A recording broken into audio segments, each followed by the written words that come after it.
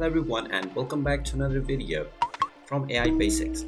In this video, I'm going to show you how to change the language within AIXCoder. So let's get started right away.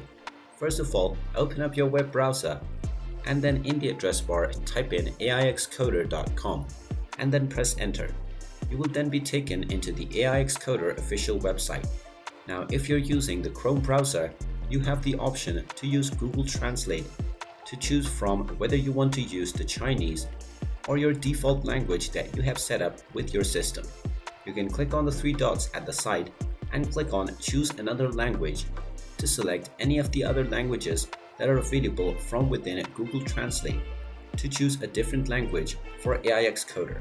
Now, you will also see the English button at the top right corner if your AIXCoder website interface is appearing in a different language other than English. So you can click on this button to change from the available two languages within the AIXCoder website. However, if you want to use a different language, then the only option is to use Google Translate and click on the three dots and click on Choose Another Language.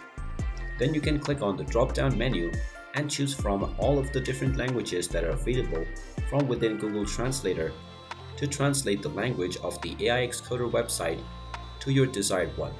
And there you have it. That is how easy it is to change the language within AIXCoder.